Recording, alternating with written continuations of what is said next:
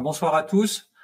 Bienvenue pour ce webinaire consacré aux ligaments croisés antérieurs. C'est un webinaire best-of des journées lyonnaises de chirurgie du genou de 2024, consacré donc aux ligaments croisés antérieurs.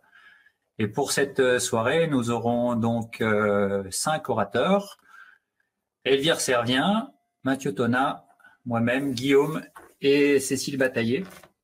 Ça sera le dernier webinaire donc consacré à ces ligaments croisés antérieurs avant qu'on passe la main à Cécile qui vous présentera les sessions suivantes qui seront sur le thème du futur congrès qu'on vous dévoilera en fin de webinaire. Ce webinaire sera sous la forme de communication fondamentale sur 5 présentations. Elvire commencera en parlant de la gestion des lésions chondrales associées aux ruptures du ligament croisé antérieur, suivi de Mathieu qui nous parlera du traitement des rampes lésions. Je vous parlerai des procédures antérolatérales. Guillaume parlera d'un sujet qui lui tient à cœur, à savoir la gestion de la pente tibiale. Et Cécile, en chirurgienne de l'arthrose, vous rapportera la gestion de l'arthrose dans le cadre des ruptures du ligament croisé antérieur. Je vais laisser la main à Cécile et je lui laisse vraiment la main puisque c'est elle désormais la présidente de l'association. Donc je lui souhaite bon vent pour la suite et ça va être un très beau congrès pour 2026. À toi Cécile. Merci beaucoup. Bonsoir à tous. On vous a préparé quelques petites questions juste pour voir un petit peu quels étaient les différents participants dans l'audience. Donc vous avez la possibilité de répondre à ce sondage. Quelle est votre spécialité ou travail? Est-ce que vous êtes orthopédiste général? Est-ce que vous faites surtout de la chirurgie du sport? Est-ce que vous faites surtout de la chirurgie du genou, que ce soit sport ou prothèse? Est-ce que vous êtes médecin du sport ou est-ce que vous êtes un professionnel paramédical, kiné, infirmier ou autre? Donc, on a quand même une bonne moitié qui est orthopédiste général, une 30% qui fait de la chirurgie du genou moins spécifique du sport, ou en tout cas tout le genou, et puis après un petit peu moins uniquement du sport et médecin du sport paramédical. Ensuite, donc, quel est votre niveau d'expérience en chirurgie du genou? Est-ce que vous êtes interne, chef de clinique ou fellow? Est-ce que vous êtes praticien récemment installé moins de 5 ans? Est-ce que vous êtes chirurgien expérimenté ou médecin expérimenté de plus de 5 ans ou professionnel paramédical de plus de 5 ans? Donc, essentiellement des chirurgiens expérimentés ou récemment installés. Parfait.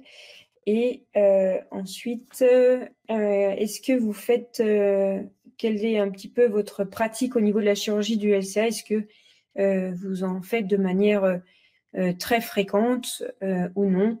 Donc, en nombre de procédures par an environ, c'est simplement pour voir un petit peu aussi la répartition à nouveau. Donc, ça se situe surtout entre moins de 10 et jusqu'à 150.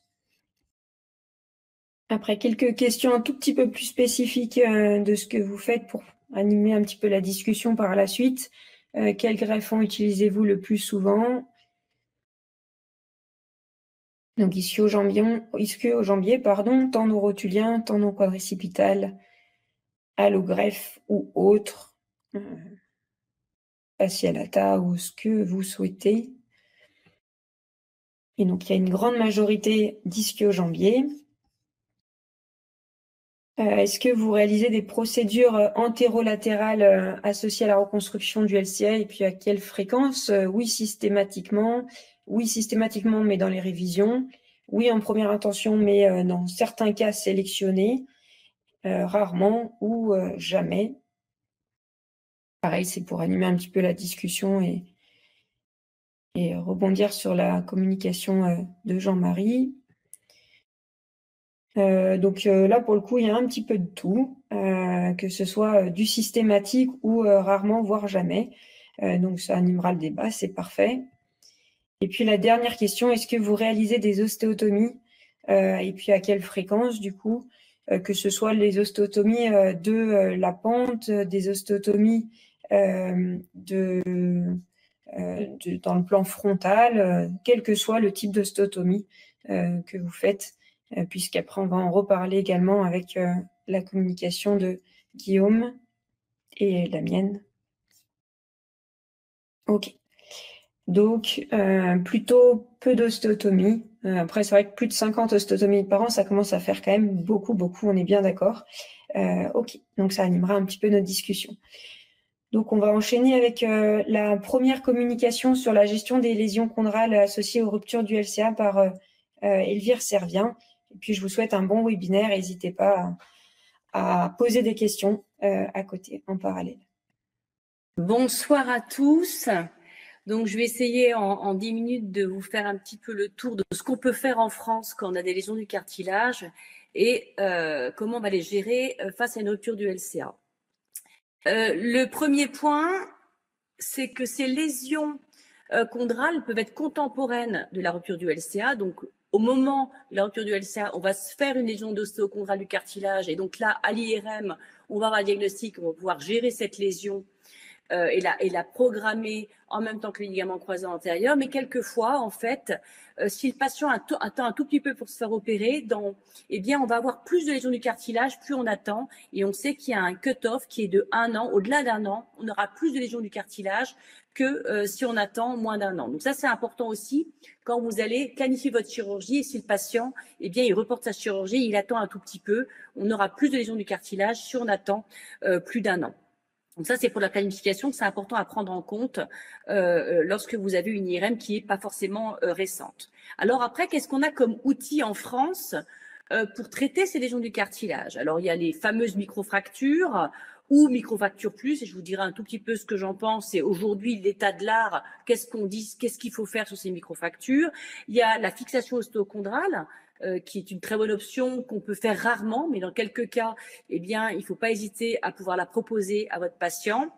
Je dirais que le gold standard dans les lésions de petite taille, quand on dit petite taille, c'est moins de 2,5 cm², eh bien, on va aller sur les greffes ostéochondrales, ce qu'on appelle donc les mosaïques-plasties. Il faut savoir que les greffes de chondrocytes en matrice, les MACI, ont été abandonnées en France pour un problème de financement. Les dernières ont été faites il y a plus de dizaines d'années et suite à un PHRC montrant des résultats finalement peu encourageants par rapport aux mosaïques-plasties. Et puis après, bien entendu, on a les allogreffes ostéochondrales. J'en dirai un tout petit mot à la fin, puisque les indications sont quand même relativement rares quand associées aux ligaments croisés antérieurs. Donc maintenant, je vais vous partager un petit peu les différentes options.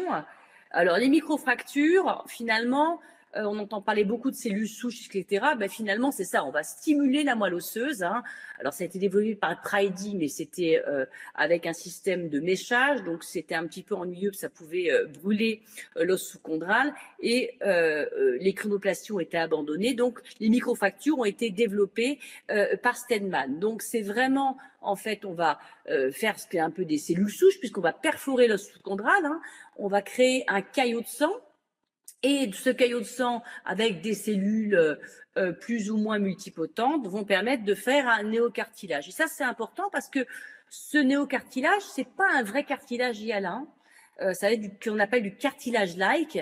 Et il n'a pas les mêmes fonctions qu'un cartilage normal. Et ça, ce qui est vraiment important de retenir cela, puisque et vous savez que le cartilage natif hyalin, c'est du cartilage hyalin de type 2.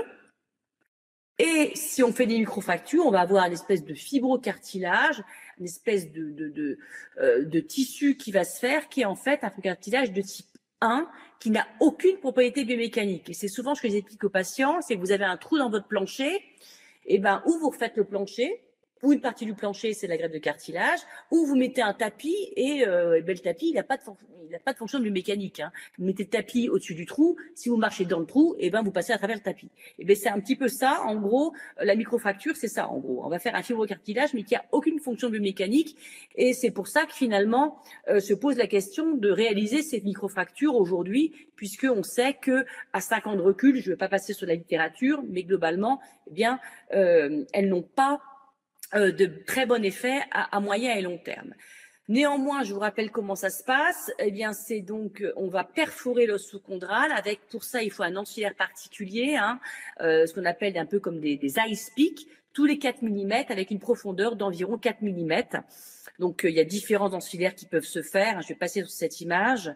Voilà, donc vous avez différents ancillaires développés par différentes compagnies. Et vous allez donc perforer cet os. Et une fois que vous avez perforé votre os sous-chondral, vous allez vérifier au lâchage de garrot qu'on a un saignement, qui va vous assurer d'avoir au moins un tissu neurocartilage. Je vais vous montrer donc un film de microfracture qui est exactement ce qu'il ne faut pas faire. Donc vous voyez ici sous arthroscopie une lésion de l'os sous-chondral qui fait au moins 4 cm². Donc on a une perte de substance majeure.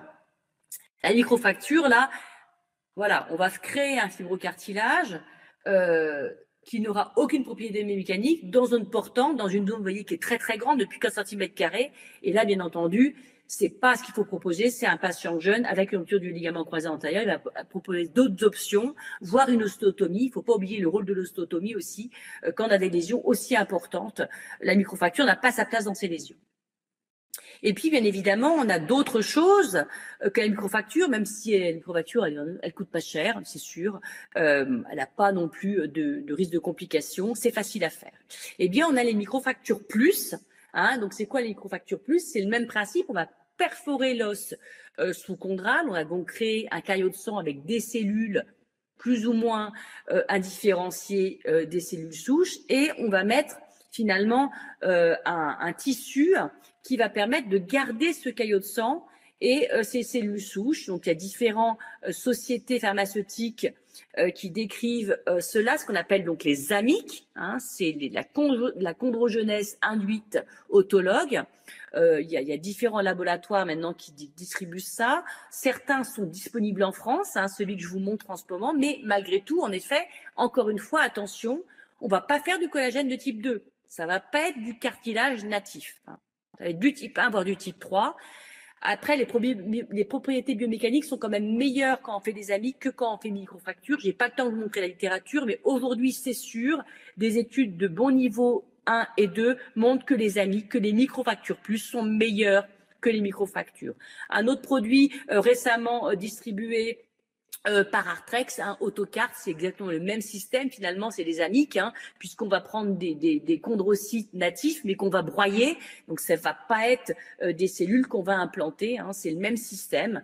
Là, par contre, on manque vraiment de recul et de littérature sur ce dernier dispositif. Néanmoins, celui-ci existe depuis quelques temps. Donc ça, c'était pour les microfractures plus. Ça coûte pas cher, c'est sûr. On a la fixation ostéochondrale et ça c'est important, hein, ça peut marcher.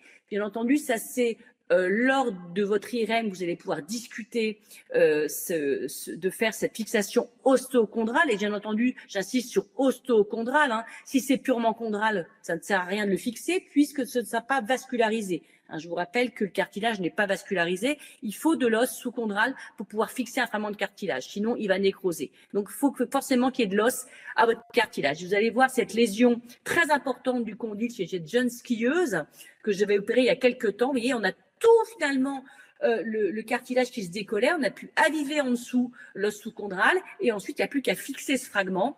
Alors, je vous déconseille aujourd'hui de prendre du matériel métallique. Hein, il y a quand même des ancillaires maintenant résorbables qui permettent de faire un contrôle IRM sans avoir d'artefact. Donc, vous voyez ce qu'on appelle ici, c'est des smart nails. Hein, donc, c'est résorbable au bout de 3 mois.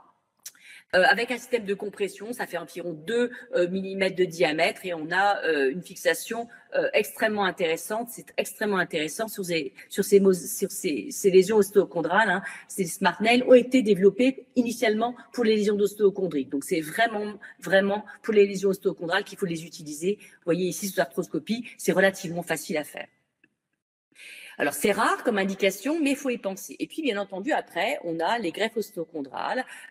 Et donc, le gold standard aujourd'hui, eh bien, c'est de faire, pour des lésions de petit diamètre, un petit diamètre, c'est moins de 2,5 cm², c'est donc la transplantation ostéochondrale autologue, ce qu'on appelle également la mosaïqueplastie. Donc, le but, c'est de prendre sur une zone non portante du genou, en général du genou. On peut prendre aussi également au niveau de la péronée tibiale supérieure, ça a été décrit, hein, mais en général, c'est sur le versant de la trochlée qu'on va prélever une carotte d'os et de cartilage pour pouvoir ensuite le greffer dans la zone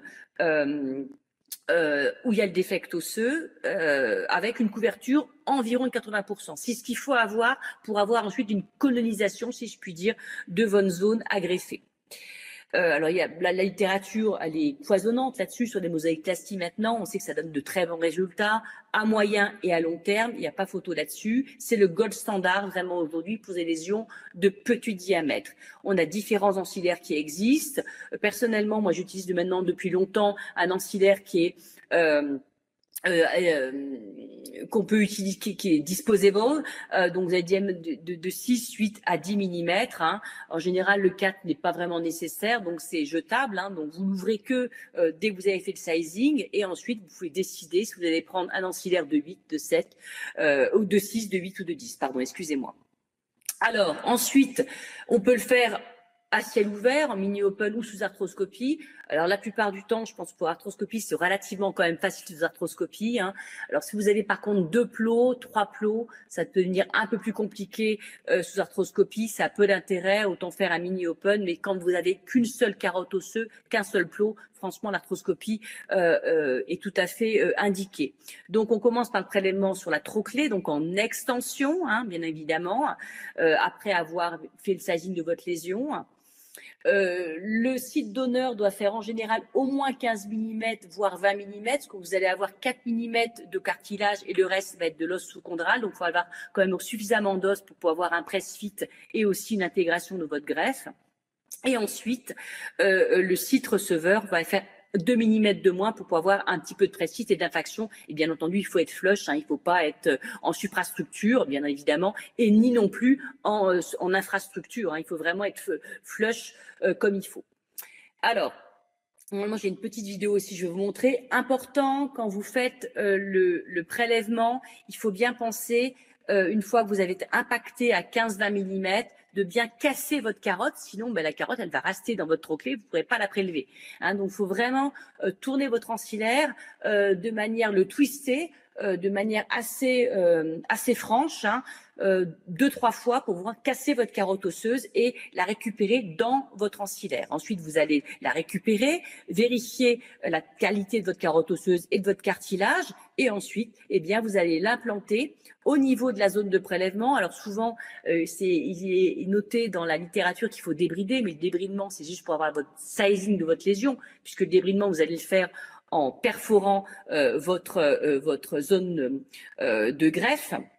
Et puis ensuite, donc, vous allez pouvoir mettre votre carotte osseuse. Si vous faites sous arthroscopie, pensez à couper l'eau au moment où vous mettez votre carotte osseuse. Sinon, s'il y a trop de pression, votre carotte osseuse peut sortir et malheureusement se retrouver sur votre table d'opération, voire sur le sol. C'est des petites astuces auxquelles il faut penser au début de couper l'eau. Sinon, vous pouvez avoir des petits soucis. Alors, je vais vous montrer maintenant le petit film d'un patient opéré d'un ligament croisé. Je lui ai fait 2 mosaïcplasties où il y a 2 zones. Ici, le prélèvement en extension. Vous voyez, on va jusqu'à 20 mm. On casse la carotte. Ça va se mettre à saigner, bien évidemment. Voilà. On va récupérer la carotte sur la table, vérifier la qualité de la carotte osseuse, si elle fait bien la bonne longueur suffisante et comment est la qualité de votre cartilage et son épaisseur et sa forme. Hein, quelquefois, on est un petit peu oblique. Là, on va perforer donc en flexion à 90 degrés de flexion, 100 degrés de flexion. Ça dépend un petit peu de la zone. Sous contrôle, bien entendu, arthroscopique. Il faut aller à moins de 20, puisque là, la carotte fait 20. Donc, on va s'arrêter entre 18 et 20 pour avoir un peu de press fit. Donc là, on ralentit un tout petit peu. Et ensuite, on va, avec cet ancillaire, vérifier que nos carottes descendent bien. Et ensuite, on peut enlever l'ancillaire, le guide transparent, pour pouvoir finir d'impacter la carotte osseuse. Toujours dans l'axe, sinon vous allez la casser. Donc, il faut vraiment faire attention à l'axe, l'orientation de votre impaction. Et on va avoir une couverture au moins 80%. Vous allez voir que là, ici, on a une couverture quasiment parfaite. C'est pas toujours aussi, je dirais, aussi parfait. En tout cas, là, on a une couverture quasiment parfaite. Vous voyez, on voit même plus la mosaïcplastie. Bien entendu, ce patient, ensuite, il va être sans appui et puis on va faire le reste de la chirurgie. Ici, il y avait le ligament croisé et les ménisques et également une ostéotomie chez ce patient associé. Donc, vous voyez, il avait eu un petit peu le package complet.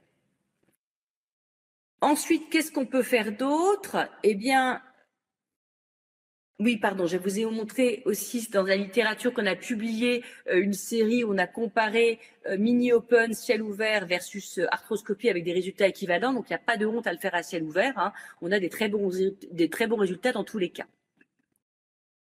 Je vous rappelle que, donc, pour terminer, si vous avez une lésion de moins cm², on peut faire des mosaïques-plasties. Si c'est moins de 0,5 mm², en général, c'est des lésions qui ne sont pas symptomatiques. On peut ne rien faire. Vous pouvez faire des microfractures, mais elle n'a pas compris des biomécaniques.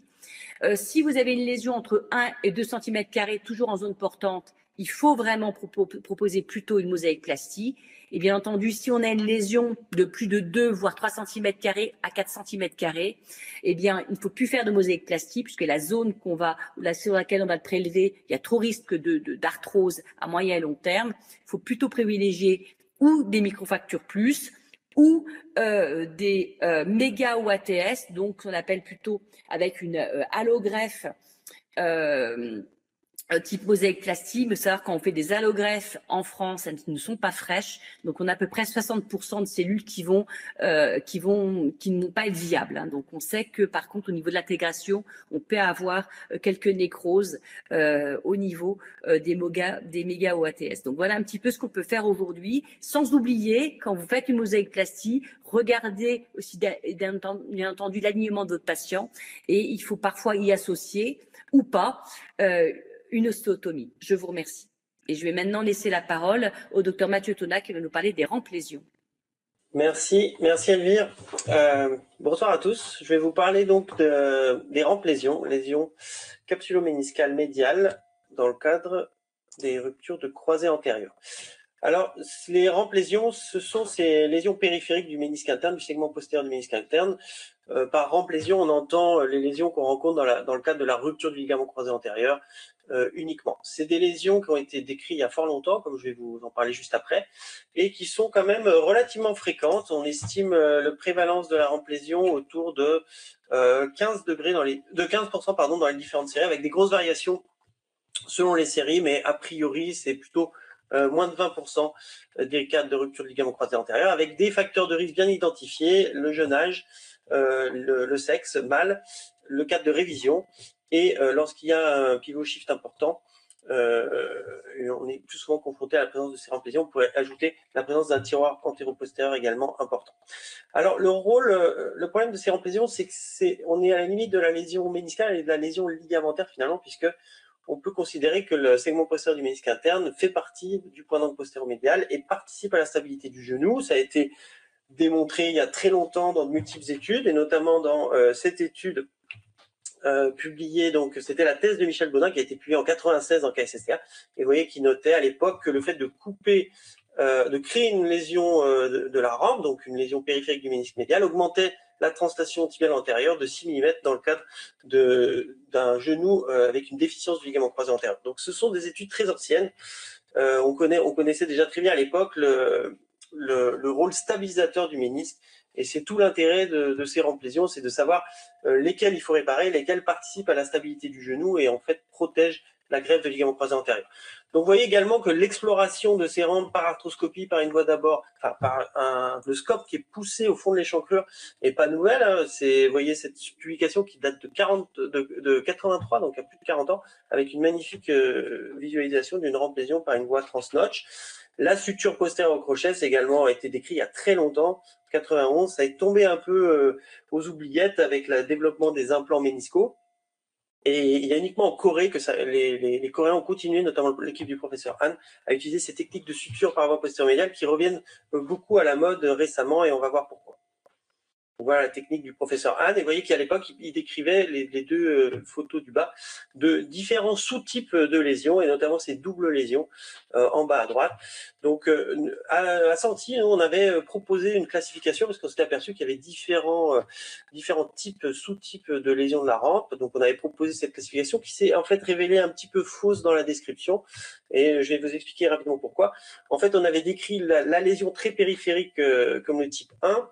Et on considérait à l'époque que cette lésion était stable au crochet. C'est ce qu'on avait constaté la plupart du temps. Comme dans cette vidéo, vous voyez, quand on tire le ménisque vers l'avant, bah, il ne vient pas, donc on n'arrive pas à le subluxer sous le condyle. Donc pourtant, quand on explore en mettant le scope profondément dans l'échancrure, on s'aperçoit qu'il y a vraiment une lésion très, très étendue avec une rupture complète du ligament ménisco-tibial. En fait, cette stabilité, notre hypothèse, c'est qu'en fait, le ménisque, s'il est désinséré vraiment à sa partie périphérique, bah, il est un peu trop haut, en fait, trop épais pour être subluxé sous le condyle. Vous voyez, quand on teste au crochet, il y a une lésion complète, mais on n'arrive pas à amener le ménisque en avant. Ce qui signifie aussi que cette lésion, le ménisque dans cette configuration-là, garde finalement son effet stabilisateur, puisque si on induit un tiroir antérieur du tibia, eh bien, on va refermer la rampe lésion, mais le ménisque joue toujours son rôle de cale. Et dans ce cas présent, on avait fait un petit pie crusting et on s'apercevait dans ce cas-là qu'on arrivait à subluxer le ménisque en avant. Donc ça, c'est relativement important, je pense, parce que déjà, on a corrigé cette fausse description. On s'est aperçu que ces lésions très périphériques de type 1, et en fait, la plupart du temps, il y a une atteinte du ligament ménisco-tibial, contrairement à ce qu'on pensait au départ. Et c'est pas cette atteinte, cette rupture complète du ligament ménisco-tibial, comme on peut le voir ici, qui entraîne la stabilité au crochet ou non. C'est plutôt la hauteur du ménisque. Et en fait, ces lésions très périphériques paraissent faussement stable au crochet. C'est la raison pour laquelle il est préconisé de systématiquement, dans le cadre d'une reconstruction du LCA, d'aller explorer ce compartiment postéro-médial. Il n'y a pas besoin pour ça de créer une voie d'abord spécifique, il suffit de pousser le scope au fond de l'échancrure, et je vais vous montrer un petit peu après comment faire. Donc on a corrigé cette description des lésions périphériques de type 1. Voilà la nouvelle classification mise à jour.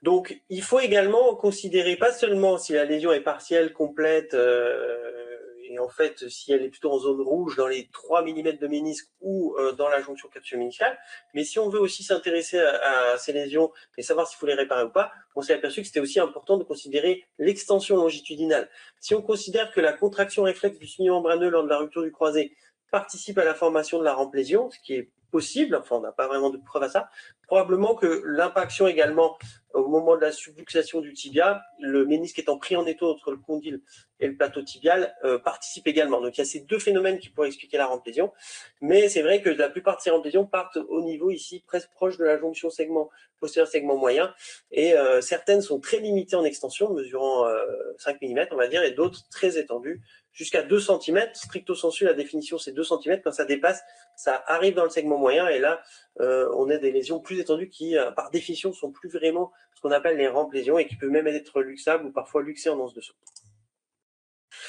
Pourquoi il faut bien caractériser toutes ces rampes lésions? Eh bien parce qu'il y a plusieurs options possibles. On peut laisser la lésion en place, c'est ce que font beaucoup de chirurgiens, ou on peut la réparer, et on peut la réparer de différentes façons, au crochet ou avec des implants. Et si on veut savoir quelle est la meilleure stratégie, on a besoin de caractériser ces sous-types. Cette étude qui avait été menée auprès des chirurgiens américains avait montré que la décision de réparer ou pas tenait pour ces chirurgiens américains de la taille de la lésion, son extension si elle était partielle ou complète, la stabilité au crochet, vous avez vu que je vous l'ai décrit, elle est relativement importante, mais elle ne permet pas de préjuger de l'atteinte du ligament ménisco-tibial, et l'extension longitudinale. Alors la technique chirurgicale, finalement, c'est ni plus ni moins que celle décrite par Craig Morgan en 91. Pour nous, c'est devenu depuis plus de 10 ans la façon standard de réparer des lésions de la rampe. Donc, après une exploration antérieure, on va passer le scope au fond de l'échancrure. Pour ça, il est conseillé de se mettre un petit peu en flexion parce que vous allez détendre le faisceau postéro-médial du ligament croisé postérieur et augmenter un petit peu cet espace qui se situe entre le croisé postérieur, le condyle et l'épine tibiale. Et en fait, en flexion, on a un peu plus, le LCP étant, en tout cas le faisceau postéro-médial, pas le antérolatéral, étant détendu, on va pouvoir passer le scope au fond de l'échancrure.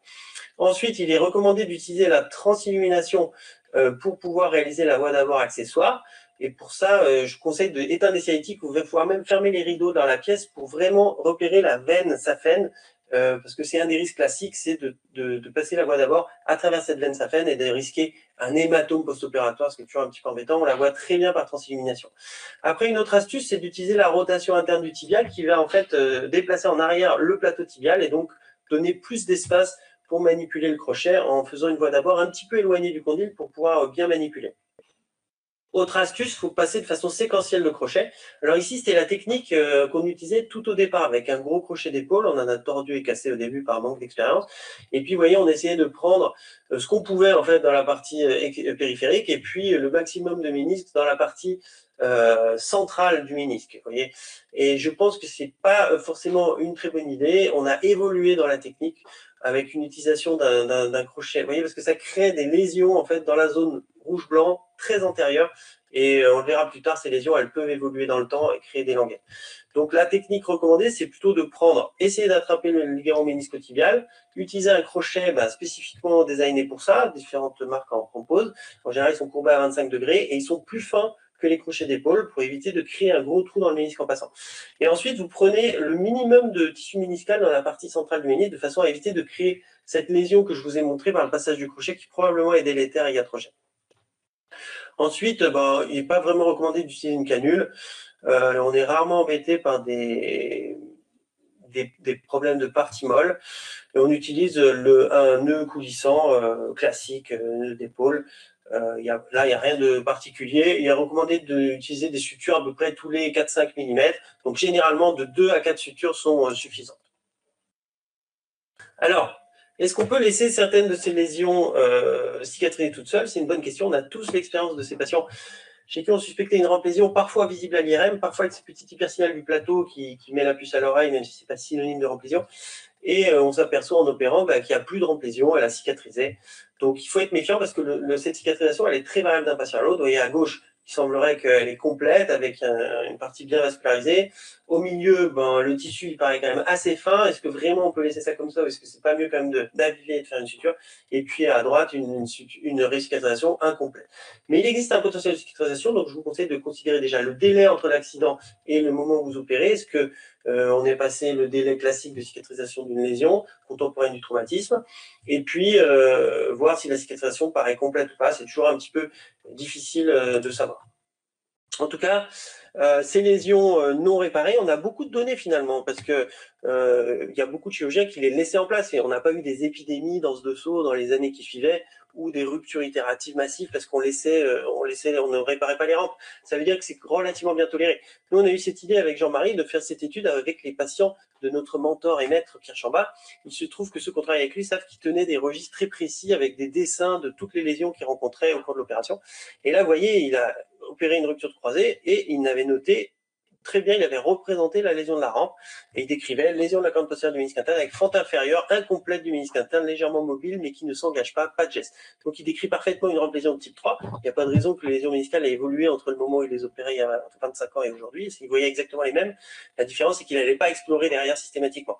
Et donc ces lésions qu'il avait identifiées, on a repris sur une période de 2 ans les croisés de Pierre Chamba, il en avait opéré 716 à cette époque, et on a essayé d'identifier sur ces dessins lesquelles étaient des rampes qu'il n'avait pas touchées. On avait identifié 28 patients, et en fait, en voyant ce qu'ils étaient devenus 20 ans plus tard, et là, il faut reconnaître la ténacité de Pierre Tuffet qui s'est acharné à rappeler ses patients 20 ans plus tard, il a réussi à les avoir, et on s'est aperçu que bizarrement, les 5 premières années, le résultat n'est pas si mauvais. On a 90% de survie du ménisque, c'est-à-dire qu'il y en a 1 sur 10 qui a été repris pour une lésion méniscale. Et en fait, on a une chute comme ça, avec une augmentation des lésions autour de 10 ans. Alors pourquoi? J'en sais strictement rien, mais toujours est-il que il se trouve qu'à 20 ans de recul, on avait 30% de patients qui avaient été repris, et dans l'énorme majorité des cas, c'était pour une ablation dans le dessous.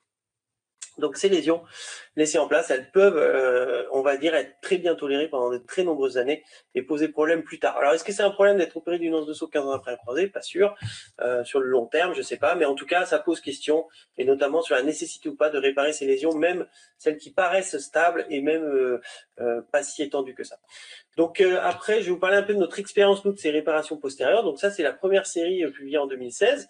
On s'était aperçu à l'époque qu'on utilisait un gros crochet avec du fil très épais non résorbable, et on avait un taux très satisfaisant de 95% de réussite, c'est-à-dire en fait 5% de patients repris avec un recul très court. Et en fait, vous voyez, ces études avec des reculs courts, elles ont finalement pas tellement d'intérêt. Jean-Marie les a recontactés avec 10 ans de recul, puisque c'était la première série, et là, on était à 20% de ménisectomie secondaire. Donc, encore une fois, il s'est passé 10 ans, donc il y a peut-être une partie de lésion dégénérative, il y a tout un nombre de paramètres, mais il faut étudier beaucoup, il faut avoir beaucoup de recul sur ces sutures méniscales pour savoir ce qu'elles deviennent. Et on s'apercevait en reprenant ces patients que souvent on avait une lésion nouvellement formée sous forme de languette, et donc un phénomène de fil à couper le beurre en avant, situé là où je vous montrais. Vous voyez cet exemple, on a le fil qui est encore présent. C'est la première série avec du fil non résorbable. La rampe est parfaitement cicatrisée, mais on a une grosse languette en avant, sans doute créée sur le fil ou sur le crochet. Donc, on a voulu modifier la technique comme je vous l'ai montré avec les nouveaux crochets et le PDS et voir ce qui se passait. Donc, à recul assez court, on était très contents de nous. Vous voyez, on avait 4% d'échecs versus 20% pour les faces fixes qui, eux, échouent beaucoup plus rapidement, sans doute à cause de ces fameux effets de trous qu'on fait dans le ménisque dans la zone blanche.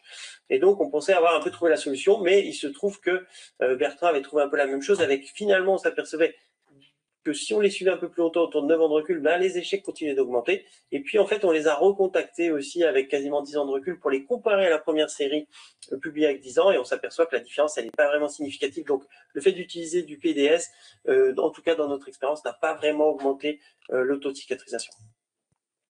Dernière étude un petit peu anecdotique, on a voulu étudier les types 3 parce que certaines de ces lésions partielles, comme Pierre Chambard, on les avait laissées en place. Et donc, parmi nous, notamment entre Jean-Marie et moi, on avait une attitude qui n'était pas toujours la même. Et donc, on a voulu comparer, voir ce que ça donnait. Et on a un recul assez faible, mais comme on s'y attendait, on a trouvé un échec plus important des faces fixes. Donc, ces lésions incomplètes, on a tous envie de mettre un face fixe parce qu'on n'a pas envie de les compléter. C'est une mauvaise idée. Les faces fixes, ça échoue beaucoup plus. Et ça a été montré par toutes les études qu'on a fait ici à Senti, que ce soit les patients de Bertrand ou les patients de Jean-Marie et moi. Donc, je pense que c'est pas une bonne idée. Par contre, les celles qu'on avait laissées en place, finalement, il n'y avait pas plus d'échecs précoces que celles qu'on avait suturées au crochet. Et ça, c'est quand même intéressant. Il faut bien entendu avoir 10 ans de recul ou plus pour voir est-ce qu'on aura encore tous ces patients qui évoluent en anse de saut. Donc, la réponse, on l'aura malheureusement dans quelques années. Donc, il y a encore beaucoup de questions qui restent en suspens. En total, donc, la lésion de la rampe, elle doit être définie par ses caractéristiques, notamment le sous-type, l'extension longitudinale et évidemment la stabilité au crochet pour pouvoir décider s'il faut réparer ou non. La stabilité au crochet seul ne permet pas de savoir si le ligament ménisco-tibial est atteint ou pas, mais en tout cas, ça donne une information sur le fait que le ménisque garde ou pas ce rôle stabilisateur secondaire. Certaines de ces rampes peuvent cicatriser, mais pas toutes. Le problème, c'est de définir lesquelles vont cicatriser ou pas. Et donc ça, on peut imaginer quand on opère un patient à 1 mois et demi et qu'elle n'est pas cicatrisée et qu'elle s'ouvre en flexion quand on fait des mouvements de rotation du tibia, et le potentiel de cicatrisation est probablement très faible, voire nul. Donc pour nous, on recommande de réparer ces lésions, surtout quand elles font plus d'1 centimètre, surtout quand elles sont instables au testicule au crochet, et même celles qui paraissent stables, pour restituer ce rôle biomécanique de stabilisateur secondaire. Et jusqu'à maintenant, ce qui donne le meilleur résultat, c'est quand même la suture postérieure qui permet de bien aviver la lésion, si possible en diminuant le risque de trou dans le ménisque en passant le crochet et en utilisant le fil à la limite. Je pense que ça a peu d'importance le type de fil qu'on utilise. Voilà, je vous remercie de votre attention et je passe la parole à mon collègue et ami Jean-Marie qui va vous parler des procédures antérolatérales. Rebonjour, effectivement je vais vous parler d'un sujet qui nous intéresse depuis maintenant quelques années dans l'équipe, c'est ces fameuses procédures antérolatérales. Vous savez tous que la survenue d'une rupture du ligament croisé antérieur est associée à une augmentation de la translation tibiale antérieure, mais surtout à un déplacement de l'axe de rotation du genou sur le compartiment interne, responsable d'une augmentation secondaire de la rotation interne du tibia.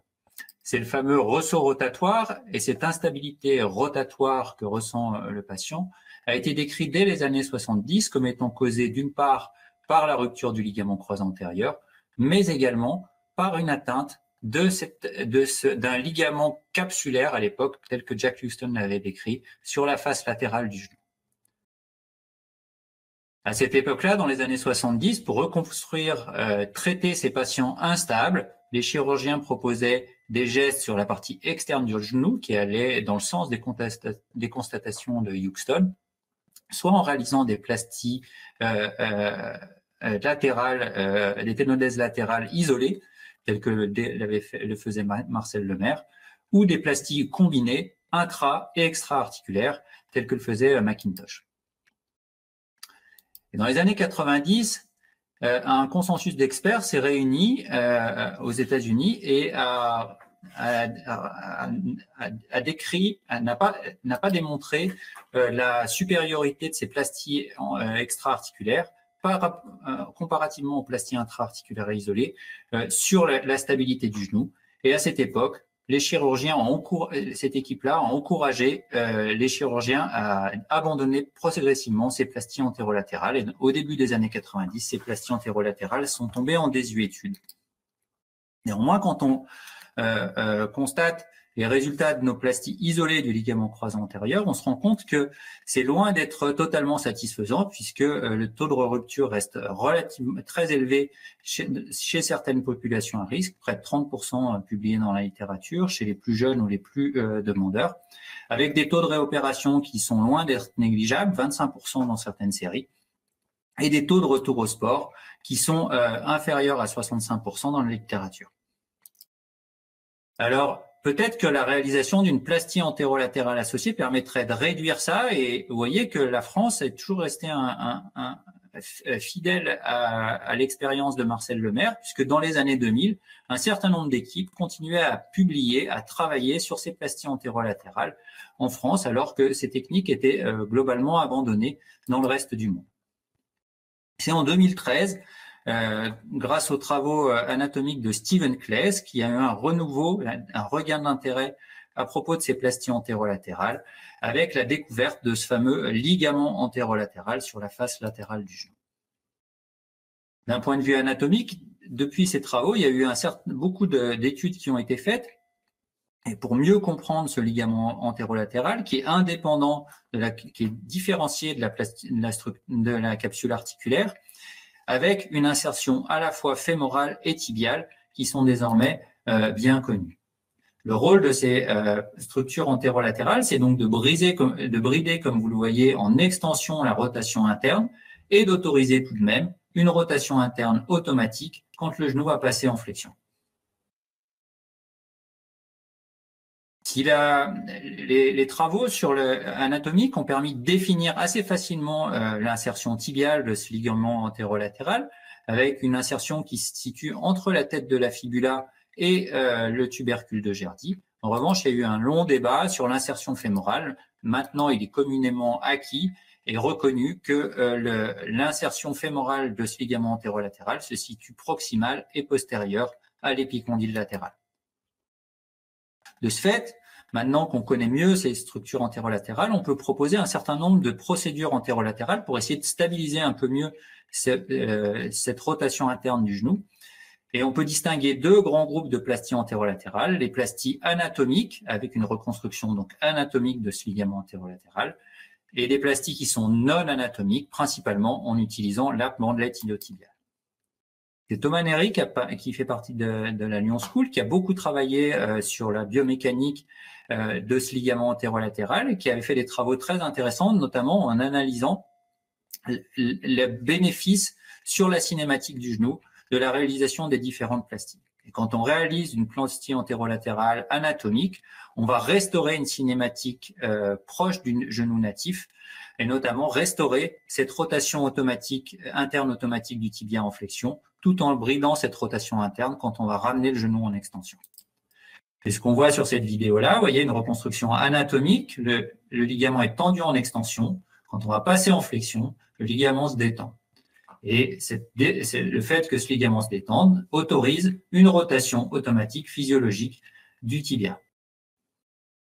En revanche, quand on va aller réaliser des plasties non anatomiques, type Lemaire, on va brider plus la rotation interne et on va s'éloigner de la cinématique native du genou en flexion. Et c'est ce qu'on voit également sur cette vidéo. Vous voyez que la greffe est tendue à la fois en flexion et en extension. Il n'y a pas cette anisométrie favorable. Le ligament reste totalement isométrique et la rotation interne est restreinte à la fois en flexion et en extension. Ceci est lié à l'insertion de ces plasties antérolatérales. Quand on va aller réaliser une plastie anatomique, on va se mettre plus postérieur, ce qui va autoriser un minimum de rotation interne du genou en flexion en étant anisométrique. En revanche, quand on va réaliser une plastie non anatomique type Lemaire, la greffe va être plus antérieure sur le tibia et va brider la rotation interne physiologique à la fois en flexion et en extension. Alors, quelles techniques on peut utiliser? En routine, on utilise, il y a beaucoup de techniques qui sont décrites dans la littérature. Notre technique de routine de reconstruction du ligament antérolatéral est une technique combinée. On utilise les ischio-jambiers qu'on laisse pédiculer. On va utiliser une technique combinée pour le tunnel fémoral avec un seul tunnel fémoral pour l'ALL et le LCA. Et c'est une technique à 2 faisceaux afin de restaurer l'anatomie du ligament antérolatéral natif. Les indications, se sont élargies au cours des années puisqu'on a commencé à faire ces plasties antérolatérales en 2011 et au début c'était très restreint. Désormais, vous voyez que le champ d'indication est assez large. C'est les révisions, les sports pivots et les sujets très demandeurs, les instabilités chroniques et les patients avec des gros pivot shift, les signes d'instabilité importante avec ces encoches sur le condyle externe, la fracture de second bien entendu qui témoigne de l'avulsion de ce ligament antérolatéral, les patients à risque, c'est-à-dire les hyperlaxes, les sujets les plus jeunes et les patients avec des laxités différentielles importantes. Vous voyez qu'au final, c'est tous les patients à risque, c'est quasiment la totalité de nos patients qu'on va opérer. Désormais, c'est une technique, en particulier c'est cette technique anatomique qu'on fait très facilement. Nos indications de plastie antérolatérale, non anatomique type Lemaire, c'est les révisions de plastie aux ischio-jambiers, classiquement en utilisant le tendon rotulien, ou certains cas où on a des ischios vraiment de petit calibre. Classiquement, quand la greffe d'ischio-jambier fait moins de 7 mm chez les filles ou moins de 8 mm chez les garçons, je vais avoir tendance plutôt à faire une plastie type Lemaire associée plutôt qu'une plastie anatomique, puisque j'aurai une greffe qui sera un peu petite, qui augmente le risque de rupture. Alors, quels résultats en attente? Notre précurseur a senti, c'est Bertrand Sonricotet, qui a commencé à bosser voilà, plus de 10 ans sur ce ligament antérolatéral. Et à l'époque, en 2015, il avait publié une première série sur 90 patients avec 3 ans de recul. Et vous voyez que déjà, il avait tiqué puisque les taux de rupture étaient faibles, 1% dans cette population, avec des patients qui avaient 6% de rupture contralatérale. Ça voulait dire que ces patients revenaient à des sports à risque et se blessaient plus sur le genou contralatéral. Et cette technique n'avait pas rapporté de complications spécifiques. Un peu plus après, Bertrand et Mathieu avaient avancé sur ces travaux et ils ont sorti un peu l'étude Princeps qui nous a vraiment fait décoller sur ces plasties antérolatérales sur près de 500 patients. Et c'est une étude qui est vachement importante puisqu'elle nous a permis elle a évalué 3 populations de patients, des patients qui avaient des plasties intra-articulaires au tendon rotulien, des plasties intra-articulaires aux ischio-jambiers isolés et des plasties combinées ischio-ALL chez des patients jeunes à risque avec des sports en pivot contact. Et vous voyez que le recul était encore faible, 3 ans, mais des taux de rupture étaient importants. Donc globalement, 8% contre 11%, c'était à peu près similaire dans les deux groupes. En revanche, quand on analysait en sous-groupe, on se rend compte que la réalisation d'une plastie antérolatérale associée permettait de réduire de façon significative le taux de rupture par rapport aux 2 types de plasties intra-articulaires, que ce soit les ischio-jambiers ou le tendon rotulien. Et vraiment, pour nous, ça a été un point de bascule pour ces plasties-là. Ça nous a conforté dans l'idée que la réalisation de ces plasties antérolatérales permettait de diminuer les contraintes qui allaient passer dans notre greffe et donc diminuer le risque d'exposer nos patients à une nouvelle rupture. Depuis, on a fait l'équipe a fait un certain nombre de papiers sur le sujet et on a démontré qu'il y avait un bénéfice sur la réduction du taux de rupture, du taux de réopération. Il y avait un bénéfice chez les patients à risque, tels que les hyperlaxes, que le fait de détacher ou non les ischio-jambiers ne changeait pas grand-chose. Et puis, point important, que cette technique de plastie aux ischio-jambiers percutanés, elle n'avait pas d'influence sur la récupération post-opératoire. Et pour nous, ça a été vraiment un élément très important. ce taux de rupture, cette baisse significative du taux de rupture, elle a été démontrée dans des populations à risque, telles que les sportifs professionnels, les skieurs professionnels, qui sont une population vraiment très exposée. Mais également, c'est bénéfique aussi chez vos patients un peu plus âgés, qui vont moins s'exposer, mais qui, quand même, peuvent être à risque de se recasser. Chez les patients, la population pédiatrique, il y a également un bénéfice sur le taux de rupture, et bien entendu, en cas de reprise. Alors, pour vraiment avancer sur le sujet, on avait lancé il y a quelques années une étude prospective randomisée, il y a près de 10 ans, sur 600 patients qui comparaient le gold standard, qui était le KJ isolé, à cette fameuse plastie ischio-jambier ALL. Et on avait publié les résultats préliminaires avec 12 mois de recul, et déjà c'était intéressant puisque le taux de rupture commençait à être un peu plus important dans le groupe du tendon rotulien. Il y avait un peu plus de complications sur le groupe tendon rotulien. Et on a évalué les résultats à 5 ans de recul maintenant qui viennent de sortir sur donc près de 600 patients. Et dans cette étude, il n'y a pas de différence en termes de score entre les populations KJ ou ischio-ALL.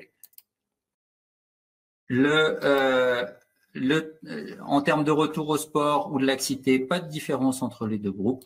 En revanche, quand on va analyser le taux de rupture, vous voyez que le taux de rupture était près de 11% dans la population KJ, contre seulement 4% dans la population ischio-ALL, et c'était significatif. Et quand on analysait les patients les plus jeunes, les plus à risque, la différence était encore plus importante. Donc, il y a un réel bénéfice sur la stabilité du genou. Quand on analyse le taux de réopération, il y avait une différence significative avec un taux de réopération plus important dans le groupe KJ que dans le groupe ischio-ALL, et en particulier sur les mini-sectomies secondaires et les taux de cyclope. Enfin, dans la littérature, c'est désormais démontré qu'il y a un bénéfice à la réalisation de ces plasties antérolatérales, que ce soit sur les plasties de première intention ou en cas de reprise. En revanche, la littérature n'a pas tranché, il n'y a pas de différence démontrée de supériorité d'une technique sur une autre entre les plasties anatomiques et les plasties non anatomiques. Les deux techniques permettent de réduire significativement le taux de rupture de vos greffes. Donc au final, c'est toutes les études évaluant les plasties antérolatérales rapportent des taux de rupture significativement moins importants qu'à de plasties antérolatérales associées, avec un effet protecteur sur le ménisque médial. Vous pouvez faire des plasties type Lemaire ou les plasties anatomiques. Les deux ont des résultats tout à fait satisfaisants. Et vous devez le considérer, envisager ce type de chirurgie, même en cas de chirurgie de première intention. Juste un petit point, il reste quand même une interrogation sur les différentes techniques. Si vous faites une plastie anatomique de la LL, c'est physiologique et anatomique puisque ça ne bride pas totalement la rotation interne par rapport à un genou physiologique. Et peut-être que l'indication, c'est les chirurgies primaires et les patients avec un risque un petit peu moins important. En revanche, quand vous allez réaliser des plasties non anatomiques, type ténonèse latérale Lemaire, eh ben, vous allez brider un peu plus la rotation interne et peut-être qu'il faudrait proposer ces chirurgies-là chez les patients un peu plus à risque ou en cas de reprise. La question reste encore à débattre et Cécile vous reparlera du congrès de 2026 un peu plus tard. Je vais passer la main à Guillaume pour parler de son sujet favori, la pente tibiale. Merci Jean-Marie, bonsoir à tous. Et effectivement, je vais parler de la pente tibiale. Alors pourquoi il faut la mesurer et pourquoi il faut y faire attention et pourquoi parfois il faut la corriger. Et je remercie particulièrement David Dejour, mon associé, qui a énormément travaillé sur cette pente tibiale, et également Nicolas Cans, qui est passé dans le service il y a quelques temps et qui a beaucoup travaillé là-dessus. Et je vais vous rapporter pas mal d'études publiées dessus. Alors tout d'abord, on parle de pente tibiale, mais il faut savoir la mesurer. Et c'est important d'avoir des radiographies simples. De nos jours, les patients arrivent souvent avec une IRM et les radios sont souvent oubliées. Et je pense que c'est vraiment important de faire des radiographies simples. Ça va vous apporter pas mal de choses. Il faut que ces radiographies soient en appui monopodal et avec une belle radiographie de profil, une flexion entre 20 et 30 degrés et suffisamment de tibia proximal pour pouvoir mesurer cette pente tibiale.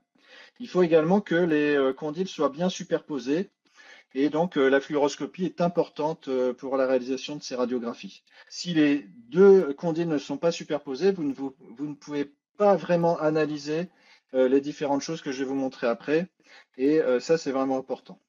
Alors, pour mesurer cette pente tibiale, nous, on utilise, et c'est ce qui est le plus souvent dans les littératures, cet axe médio-diaphysaire, cet axe anatomique tibial, où en fait, vous tracez deux cercles à distance du plateau, et c'est pour ça qu'il faut avoir suffisamment de tibia, au moins 15 cm pour avoir un axe réel. Et en fait, vous tracez ensuite la tangente au plateau médial, et la pente tibiale, on la mesure essentiellement sur ce plateau tibial, puisque je vous rappelle que le plateau latéral est convexe et beaucoup moins visible sur la radiographie. Et vous tracez la perpendiculaire à l'axe tibial, et donc cette pente tibiale, c'est l'angle alpha, et c'est cette pente que vous mesurez. Alors dans la littérature, vous retrouverez différentes méthodes. On peut utiliser l'axe de la fibula, la corticale antérieure du tibia, la corticale postérieure. On peut utiliser des clichés jambes entières. Nous, on a fait le choix de continuer à mesurer cet axe proximal anatomique. Déjà parce que la valeur dans la littérature normale est bien connue, elle est de 9 degrés. Et vous pouvez facilement, de manière clinique, la réaliser pour tous vos patients. C'est facilement réalisable. Il n'y a pas besoin de faire des grands clichés. Vous pouvez le faire donc pour tous vos patients. Et également, ça vous permet de mesurer la translation tibiale antérieure. Et ça, c'est vraiment important de combiner la mesure de cette pente, valeur normale 9 degrés, et cette translation tibiale antérieure, comme vous le voyez ici à droite sur l'image. Également, vous pouvez analyser ça en préopératoire et post-opératoire. Donc, ça vous permet de vérifier l'efficacité de votre chirurgie sur la translation tibiale antérieure. Dans la littérature, ça reste le gold standard en 2025. C'est très bien reproductible. Les valeurs normales sont bien connues. Les valeurs anormales sont très étudiées. Et il n'y a pas d'influence de l'axe tibial distal. Et donc, ça nous paraît important. Alors, pourquoi est-ce qu'il faut mesurer cette pente pour tous vos patients que vous allez opérer du ligament croisé antérieur? Déjà parce que c'est un facteur intrinsèque de rupture du ligament croisé antérieur et de re-rupture après chirurgie. Et ça, c'est vraiment montré dans énormément d'études.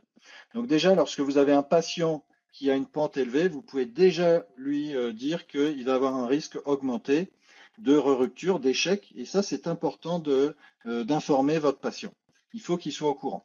Et vous voyez, dans cette étude, sur 326 patients, on avait quasiment 60% de nos patients qui avaient une pente supérieure à 9 degrés. Ce sont des patients avec des ruptures du LCA.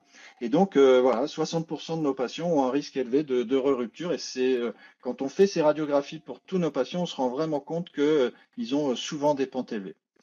Donc, dans d'autres études, eh bien, lorsque la pente est supérieure à 12 degrés en utilisant l'axe tibial anatomique, eh bien, vous voyez, il y a jusqu'à 22% de re-rupture. Et donc, le taux de re-rupture va augmenter drastiquement au-delà de cette valeur de pente. Ça augmente également le ressaut. Alors, peut-être que chez ces patients avec une pente élevée, il faut mettre en place une stratégie avec reconstruction du plan antérolatéral pour diminuer le ressaut. Mais le vrai facteur responsable de ce ressaut, ça reste la pente élevée. Et c'est important de le savoir. Et également, la pente va augmenter les contraintes sur le ligament croisé antérieur dans le plan sagittal. Et c'est pour ça qu'on va pouvoir avoir chez certains patients des ruptures secondaires non expliquées, qu'on peut expliquer par la biologie, mais finalement, ce sont des contraintes importantes lorsque le patient marche, lorsqu'il court, et ça va créer une re-rupture.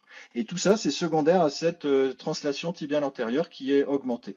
Alors, pour mesurer cette translation tibiale antérieure, il faut tracer l'axe de la corticale postérieure du tibia et la parallèle à cet axe passant par le bord postérieur du plateau tibial interne et le bord postérieur des condyles. Et c'est pour ça qu'il faut avoir une belle radiographie avec superposition des deux condyles. Et là, vous pouvez mesurer cette translation tibiale antérieure. La valeur normale, elle est autour de 1 mm et elle va augmenter avec la pente. Et vous voyez, dans cette étude déjà de 2019, plus de 10 degrés de pente va augmenter de 2 à 6 mm la translation tibiale antérieure. On sait également que cette translation tibiale antérieure chez nos patients opérés de ligament croisé antérieur va se normaliser lorsque vous corrigez la pente entre 4 et 6 degrés. C'est ce qu'on avait publié dans cette étude d'arthroscopie. Et donc, la valeur seuil de translation tibiale antérieure où ça devient vraiment dangereux, c'est 5 mm. Et finalement, si vous la mesurez chez vos patients, vous verrez que vous êtes souvent à cette valeur seuil, voire même parfois beaucoup plus que 5 mm. Donc, je le rappelle, sur des radiographies en appui monopodal. Et donc, ça crée une augmentation du risque d'échec sur le ligament croisé antérieur et également des lésions secondaires méniscales. Également, c'est important de noter que cette translation n'est pas améliorée lorsque vous ajoutez une procédure antérolatérale. C'est important. Et également, lorsque la chirurgie est réalisée rapidement ou pas, suivant le délai de la chirurgie, eh bien, il n'y a pas d'influence sur cette translation tibiale antérieure. Par contre, ce qui peut influencer, c'est le fait de mettre un protocole sans appui après la chirurgie. Alors, c'est vrai que ça ne fait pas très moderne d'utiliser un protocole sans appui post-opératoire lorsque vous faites un ligament croisé antérieur, mais vraiment, vous allez pouvoir diminuer cette translation tibiale antérieure chez un patient qui a une pente élevée. Alors, quand est-ce qu'il faut la corriger, cette pente? Eh bien, on a différentes situations. Et déjà, l'indication classique dans les années 90, qui avait été publiée par Henri Dejour donc en 91, il avait montré cette technique de déflexion tibiale avec correction par soustraction antérieure, eh bien, c'était des deuxièmes échecs de reconstruction du ligament croisé antérieur avec une pente tibiale supérieure à 15 degrés. Et progressivement, eh bien, les indications sont devenues de plus en plus fréquentes puisque cette pente, elle est vraiment, c'est vraiment un facteur important. Alors, une indication classique de nos jours, c'est un patient qui a un nouvel échec de reconstruction du ligament croisé antérieur, donc une deuxième révision, avec une pente. Et le seuil actuellement qu'on utilise dans le service, c'est 10 degrés, notamment lorsque vous avez une translation tibiale antérieure en appui monopodal importante. Vous voyez ici, c'est un patient de 32 ans, vu en 2017, qui a déjà une histoire sur son genou droit avec une reconstruction avec KJ, une révision ensuite avec un DIDT, une nouvelle révision ensuite avec un nouveau KJ. Il reste instable. À l'examen, il y a un Lachman, un Rémou, un pivot shift important. Ici, ce sont des radiographies en télos. Vous voyez qu'il y a une grosse laxité, un gros tiroir antérieur de 20 mm contre 8 mm de l'autre côté. Mais finalement, ce n'est pas ça le plus important. C'est surtout sur ces radiographies en appui monopodal, vous avez une pente de 13 degrés, ce qui est déjà important, et cette translation en appui monopodal, donc statique, qui est de 8 mm. Et ça va donc créer des forces importantes sur la reconstruction que vous allez faire du ligament croisé antérieur. Vous aurez beau faire une énorme greffe, rajouter une ténodèse latérale solide, eh bien, il y aura toujours cette translation et donc vous vous exposez à un échec. Et donc ça, c'est une très bonne indication de correction de la pente. À l'époque, on les corrigeait peut-être de manière excessive. Vous voyez ici à 0 degré. Et par contre, le patient a 8 ans de recul. Il n'y a pas de nouvel échec avec un genou qui est stable. Vous remarquerez que sur l'image à droite, il y a même une translation tibiale postérieure en appui monopodal, et c'est ça qui nous a conduit ensuite à les corriger plutôt entre 4 et 6 degrés. Une deuxième indication classique, eh bien, c'est déjà un premier échec de reconstruction du ligament croisé antérieur, toujours avec une pente supérieure à 10 degrés, mais en présence de cette translation tibiale antérieure de plus de 5 mm. Et donc, avant, ce n'était pas considéré comme une indication de reconstruction, mais si vous avez une chirurgie qui était bien faite initialement, avec déjà une procédure antérolatérale, un genou qui était parfaitement stable et un échec dans les suites, eh bien, si la pente est élevée, il faut savoir la corriger, même en cas de première révision. Ici, c'est un patient, vous voyez, de 25 ans, qui a été vu en 2019.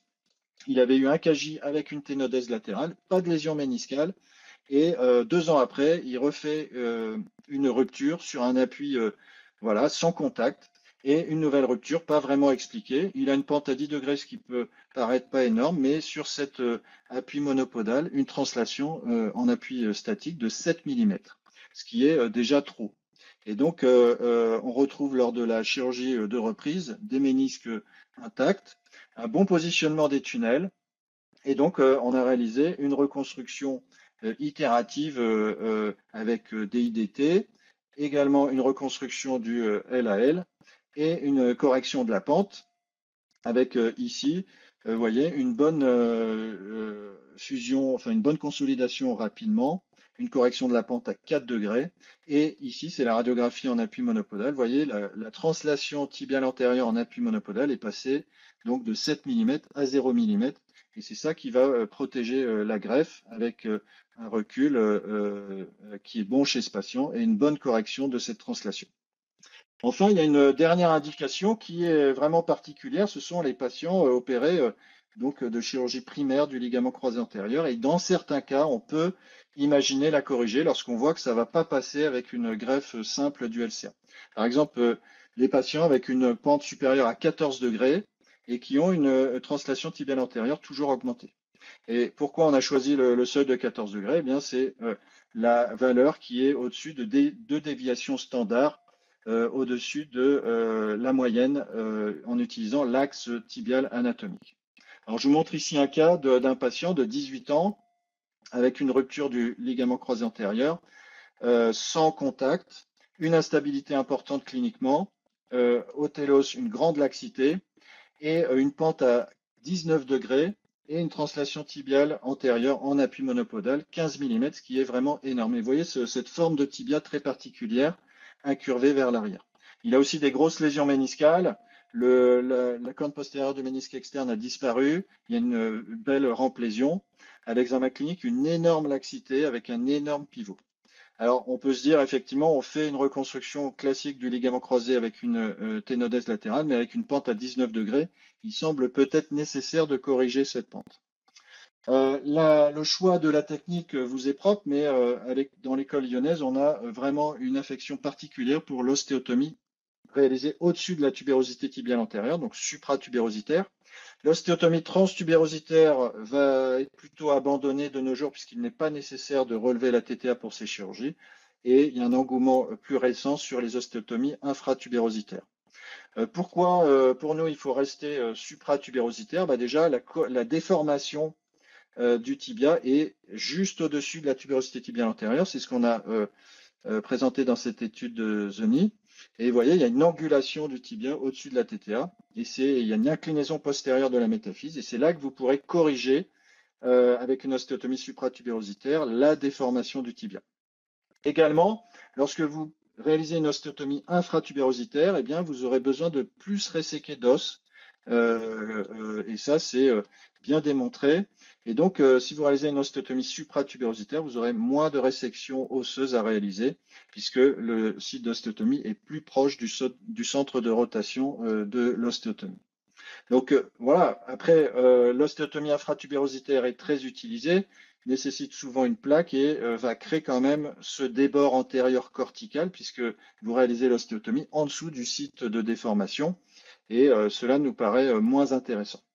Donc, les résultats sont à préciser dans le futur en termes de consolidation. Vous voyez, dans cette étude publiée récemment, 30% de consolidation partielle à 6 semaines, ce qui peut paraître beaucoup. Voilà. Également, vous avez suffisamment d'espace au-dessus de la tubérosité tibiale antérieure. Vous êtes en os spongieux, avec une partie très large au niveau du tibia, ce qui va vous donner une meilleure stabilité de votre ostéotomie et une correction parfaite du plan coronal. Donc, pas de risque de créer un valgus ou un varus. C'est ce que on a démontré dans cette étude, dans l'American Journal, un taux de fusion de 100% et pas d'effet vraiment sur le varus ou sur la hauteur rotulienne à propos de 68 patients. Je vous inviterai, donc par problème de temps, à regarder cette vidéo publiée par David dans Arthroscopie à propos de cette ostéotomie sus-tubérositaire. En post-opératoire, c'est très rapide puisque la consolidation est rapide. Dans les 3 semaines, vous avez déjà une certaine consolidation, donc pas d'appui pendant 3 semaines et progressivement, on reprend un appui entre 3 et 6 semaines et un appui complet à 6 semaines. Et ensuite, le protocole de rééducation revient à celui d'un ligament croisé antérieur classique, donc avec un protocole de phase 2. Je vous remonte le patient de 18 ans précédemment avec une pente de 19 degrés que j'avais corrigé à l'époque avec 0 degré. Vous voyez une petite translation tibiale antérieure, postérieure du tibia à cause de l'hypercorrection, mais à 4 ans de recul, un genou tout à fait satisfaisant étant donné le problème initial. Petit rappel, donc la cible en 2025, c'est entre 4 et 6 degrés. Et on peut espérer vraiment une bonne fusion avec peu d'effets secondaires. Donc, je vous invite à vérifier de manière routinière votre pente chez tous vos patients, de ne pas manquer l'indication de correction, soit en cas de deuxième révision, mais même en cas de premier échec, si la pente est élevée avec une translation importante. Très rarement en cas de chirurgie de première intention. Je vous invite à réaliser cette correction au-dessus de la tubérosité tibiale antérieure, de chercher une pente entre 4 et 6 degrés pour corriger votre translation tibiale antérieure à 0. Et vous pouvez même appliquer tout ça sur une ostéotomie classique par ouverture interne. Dans ma pratique, je corrige systématiquement la pente pour éviter de l'augmenter et de la faire passer à 5 degrés. Je vous remercie pour votre attention. Et je passe la main et la parole à Cécile pour le dernier topo. Bonsoir à tous à nouveau. Donc on va parler un petit peu d'arthrose et des reconstructions du croisé. Hop, ça va bien avancer. Donc comme vous le savez tous, l'arthrose les lésions chroniques du croisé antérieur à long terme peuvent entraîner de l'arthrose. C'est pas une complication qui est exceptionnelle à 15 ou 20 ans et du coup il y a différents niveaux, on va dire, d'arthrose et parfois certains présente et de l'arthrose et des ruptures du croisé antérieur en même temps. Et il faut savoir un petit peu ce qu'on fait de ces patients, souvent si ils sont jeunes. Il y a deux types de situations. Vous avez le fait d'avoir un patient qui a une rupture du croisé antérieur qui est plutôt finalement chronique et qui va développer de l'arthrose sur cette rupture du croisé antérieur. Et ça, clairement, ce sont des patients qui sont douloureux et souvent, ils viennent pas se plaindre d'instabilité, viennent pas se plaindre de leur croisé, mais de leur arthrose qui est post-instabilité, post-laxité antérieure. Et puis, vous avez des patients qui ont de l'arthrose qui a évolué depuis un certain temps et qui ont une rupture finalement aiguë du croisé antérieur sur cette arthrose. Et eux, ils vont se plaindre d'instabilité parce qu'ils n'étaient pas finalement si douloureux que ça sur cette arthrose débutante. Et en revanche, ils viennent de casser leur croisé, ils sont instables et ils souhaitent avoir à nouveau un genou stable avec lequel ils peuvent faire leur activité. Le problème, c'est quelle est la différence entre finalement des lésions chondrales qui commencent à devenir un peu sévères et de l'arthrose. Eh ben, la limite n'est pas aussi claire que ça. Alors évidemment, on a les deux extrêmes qui sont évidentes, mais entre les deux, la jonction entre les lésions chondrales qu'on peut progressivement gérer avec des gestes qu'on vous a montrés au début de ce webinaire et l'arthrose vraiment débutante, on a une limite un petit peu floue.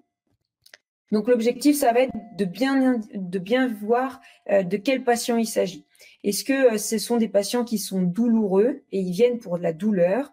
Et finalement, ce qu'il va falloir faire, c'est faire un traitement de l'arthrose et on se moque un petit peu du fait qu'ils aient une rupture du croisé antérieur. Et dans ce cas-là, on fait vraiment une prise en charge de l'arthrose et tant pis pour cette rupture.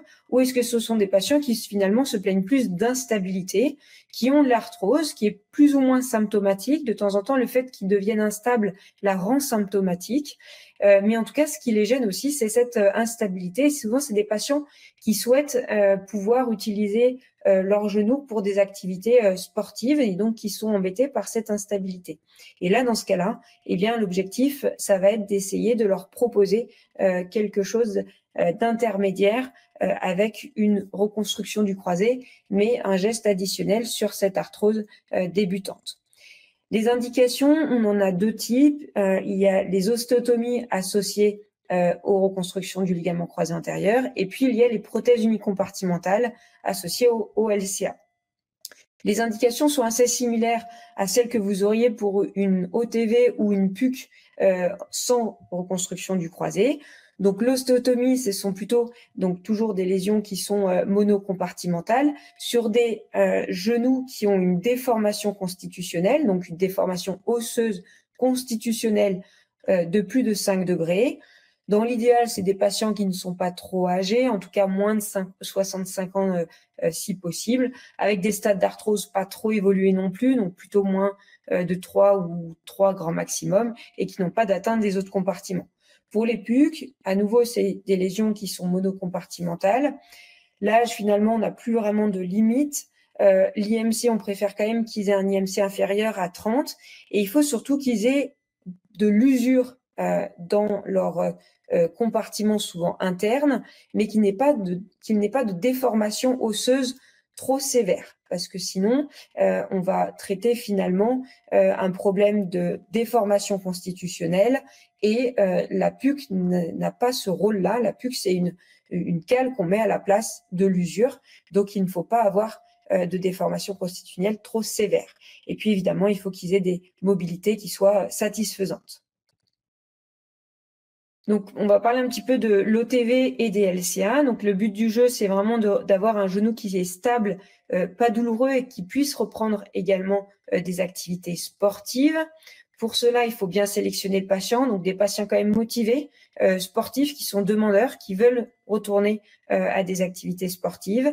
Des patients qui sont douloureux quand même sur leur arthrose et qui sont instables. Il faut qu'ils soient instables, sinon le geste en lui-même est peu approprié et il faut réfléchir à une autre stratégie.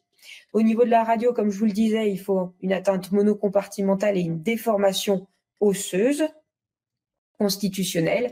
Et comme on vient de vous le dire, petit rappel sur la pente, bien faire attention à la pente dans le même temps, parce que si vous faites une ostéotomie pour le plan frontal, potentiellement, vous pouvez également jouer sur la pente. Et après, sur la correction, eh bien, l'idée, c'est d'avoir une légère hypercorrection pour éviter d'avoir une déformation qui revient assez rapidement et des douleurs dans le compartiment usé qui reviennent assez rapidement. Alors, quelle est la stratégie chirurgicale? Eh bien, d'abord, on réalise plutôt des reconstructions avec les ischio-jambiers. C'est un peu plus facile que de prélever la baguette tibiale pour le KJ, plus de faire l'ostéotomie. C'est un petit peu plus sportif. Donc, l'ischio-jambier est plus facile à réaliser. Donc, en premier temps, on prélève l'ischio-jambier avec une technique tout à fait habituelle, classique. Dans un second temps, on va faire le temps arthroscopique avec le bilan et la gestion de toutes les lésions associées, méniscales, cartilagineuses de l'autre côté ou dans la fémoro-patellaire si vous avez des petites lésions, évidemment. Et puis après, vous allez réaliser les tunnels, le tunnel fémoral et le tunnel tibial, comme d'habitude. Ensuite, vous allez réaliser votre ostéotomie. La plupart du temps, c'est au niveau du tibia, mais ça peut arriver que cette ostéotomie soit au niveau du fémur. Et donc, il faut bien penser à deux choses, à la pente, comme on l'a dit, de ne pas l'aggraver et de la corriger éventuellement si elle est anormale, et également à ne pas avoir de conflit entre le tunnel que vous avez fait dans votre tibia pour votre croisée antérieure et les vis de la plaque. Et après, une fois que vous avez fixé cette ostéotomie, vous allez pouvoir vérifier que vous avez le tunnel qui est libre. Donc, vous pouvez juste passer votre mèche, la dernière mèche que vous avez passée dans votre tunnel tibial pour le croiser, dans le tunnel pour vérifier qu'il n'y a pas d'obstacle à la montée de votre greffe. Et ensuite, vous allez pouvoir monter votre greffe et la fixer avec le système de fixation que vous souhaitez. Il n'y a pas de préférence, donc j'utilise des vis, mais vous faites comme vous avez l'habitude de le faire. Quelques points un petit peu clés. Il faut rester dans ce que l'on connaît bien, donc il faut réfléchir de manière simple. Est-ce que le patient il est stable ou pas stable? Quel est l'alignement qu'on souhaite? Et est-ce que c'est un genou qui est usé ou pas? Donc, il faut prendre les problèmes les uns après les autres sans tout mélanger. Ensuite, il faut bien analyser les différents types de déformations dans le plan frontal, mais également dans le plan sagittal. Donc, ça, c'est un autre point clé, comme on l'a répété déjà plusieurs fois. Il faut que ce soit un menu à la carte. Il y a des fois plusieurs problèmes combinés. Donc là, on va traiter déjà le problème de l'arthrose sur une déformation constitutionnelle, le problème de la rupture du croisé, mais il faut bien aussi gérer les lésions potentiellement méniscales, puisqu'elles peuvent également aggraver et les douleurs et l'instabilité, donc il faut s'en occuper. Il faut également vérifier donc la pente, à nouveau un petit rappel. Et ensuite, vous avez des nouvelles technologies, ou en tout cas on va dire des technologies assistives, elles sont plus si nouvelles que ça finalement, qui sont entre autres les guides de coupe sur mesure, c'est ce qui est le plus utilisé dans ce type de chirurgie.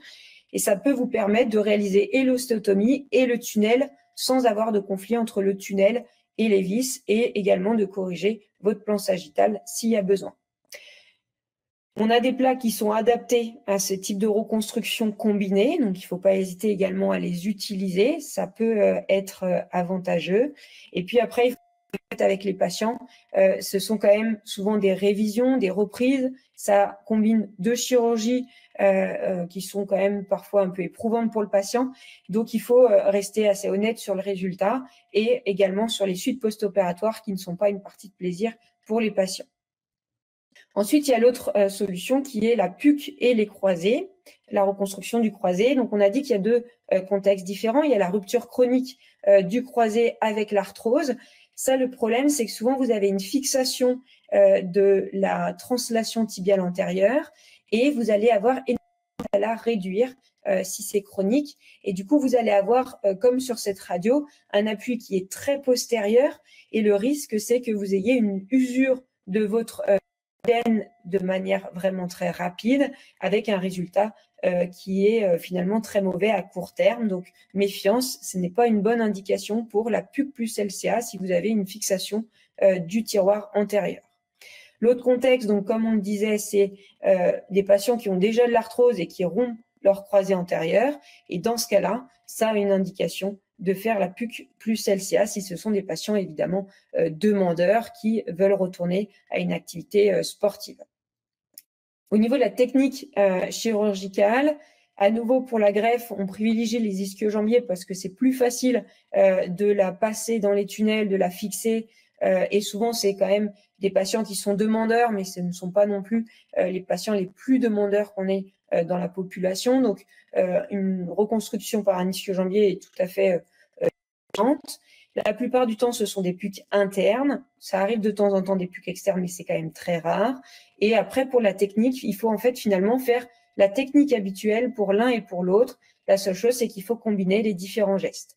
La première chose, c'est qu'on va prélever l'ischio-jambier. Ça va être le premier temps.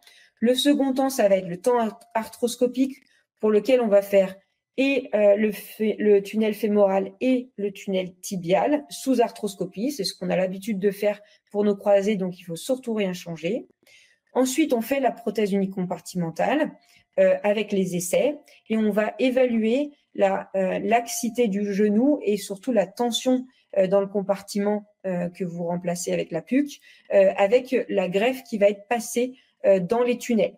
On la fixe pas, on la tend juste, et comme ça nous permet d'affiner un petit peu le réglage et la hauteur surtout du polyéthylène. Et donc ça, on le fait sur les essais, mais on ne fixe pas la greffe. Vous pouvez avoir une assistance robotique pour poser la prothèse unicompartimentale. Ça peut être un petit peu plus facile, notamment pour éviter les conflits entre le tunnel tibial et l'implant tibial et les ailettes, enfin l'ailettes de l'implant tibial. Ensuite, vous allez cimenter votre prothèse unicompartimentale dans un premier temps et à la fin, vous allez fixer la greffe du croisé antérieur comme vous souhaitez, avec la technique que vous souhaitez, que vous maîtrisez. Deux, trois petites choses. L'avantage avec les ischio-jambiers, c'est que vous pouvez préserver l'insertion tibiale et donc ça vous fait une post-fixation. Ça permet d'avoir vraiment une bonne fixation au niveau du tibia avec un os qui n'est pas toujours d'excellente qualité chez ces patients. Donc, ça rajoute une fixation bien solide. Ensuite, le tunnel tibial doit être quand même à distance de l'implant tibial et qu'il n'y ait pas de conflit entre la petite ailette et le tunnel, que ça ne le fasse pas s'effondrer ou que vous n'ayez pas des difficultés à passer la greffe, ou alors que si vous mettez une vis d'interférence dans votre tunnel, que ça pousse pas votre prothèse que vous venez juste de cimenter. Le tunnel fémoral, c'est comme d'habitude. L'implant fémoral, c'est comme d'habitude. Et l'implant tibial, à nouveau, se méfier de ne pas être trop proche des épines pour éviter à nouveau ce conflit et éviter aussi d'avoir trop de pente dans votre implant tibial, ce qui va forcer sur votre reconstruction du croisé antérieur. Donc, en conclusion, il y a deux situations. Il y a l'arthrose sur des laxités antérieures chroniques et clairement, c'est des patients qui sont plutôt douloureux et il faut faire une prise en charge de l'arthrose et laisser tomber un petit peu cette histoire de croisée antérieure. Et puis après, vous avez des patients qui ont une arthrose finalement peu symptomatique, qui ont une rupture du croisé antérieur plutôt aiguë, qui eux se plaignent d'instabilité et pour lequel on peut proposer ce type de procédure que ce soit l'ostéotomie ou la PUC. L'idée, c'est que ce soit des patients donc douloureux et instables, et soit ils ont une déformation constitutionnelle et on va réaliser une ostéotomie, soit ils n'ont pas de déformation constitutionnelle majeure, simplement de l'usure, et dans ce cas-là, la PUC est plus appropriée. Je vous remercie, et puis un petit mot sur le prochain congrès des Journées lyonnaises du genou qui aura lieu du coup du 24 au 26 septembre 2026 à Lyon, au Palais des Congrès, et ce sera sur la PTG de première intention. Voilà un petit peu. Et puis maintenant, s'il reste encore quelques minutes, si vous avez encore des questions, je vous en prie. Merci Cécile. Il y a une question dans le chat à propos des PUC et LCA. Est-ce que tu peux arriver à modifier un peu la pente tibiale de l'implant quand tu vas aller faire ta PUC, combiner la reconstruction du ligament croisé antérieur? Alors, on peut la diminuer un petit peu.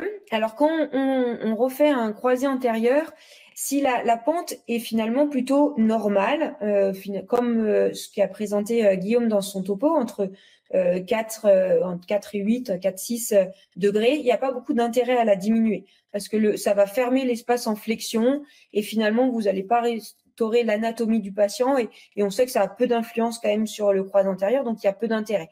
Si la pente est très anormale, ça a un intérêt de la ramener à une norme à peu près de pente tibiale. Et dans ce cas-là, ce qui peut être possible, c'est d'antérioriser un tout petit peu le fémur. C'est assez difficile avec un ancillaire conventionnel. C'est beaucoup plus facile avec une assistance robotique. Donc, quand c'est des choses comme ça, soit il faut l'antérioriser de un petit millimètre, le fémur à la main, mais c'est pas évident. Soit on peut le faire éventuellement en râpant un peu le cartilage avant la coupe. Soit sinon, l'idéal, c'est d'avoir une assistance robotique pour tricher un peu quand les pentes sont très anormales et qu'il faut la corriger un petit peu. Ouais, je me permets un commentaire, c'est très intéressant effectivement comme question, mais Cécile, moi j'ai parfois des patients qui ont 14 degrés de pente par exemple. De combien avec le robot tu arrives à diminuer la pente? Est-ce que tu arrives vraiment à la remettre à 6, 8 degrés ou est-ce que tu la corriges de 2-3 degrés finalement? Est-ce que tu as une limite? Non, on peut la corriger quand même jusqu'à une norme, une norme, ce qu'on appelle norme, mais en tout cas, on peut la corriger jusqu'à 6-8 degrés. Avec l'assistance robotique, c'est beaucoup plus facile parce qu'on va antérioriser un tout petit peu le fémur. Alors, on n'antériorise pas le fémur de 1 cm, hein, mais on l'antériorise de quelques millimètres et ça nous permet d'avoir un genou qui est quand même bien équilibré et de corriger la pente. Donc, c'est possible.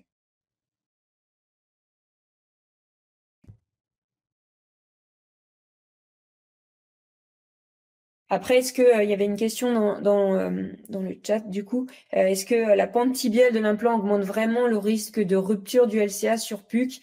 Alors le problème, c'est que finalement, ce sont quand même des très petites séries. On avait refait un petit peu la biblio sur ces PUC plus LCA et reconstruction de LCA, et on s'était aperçu que il n'y a pas de données vraiment objectives sur ce risque d'échec avec des pentes plus élevées.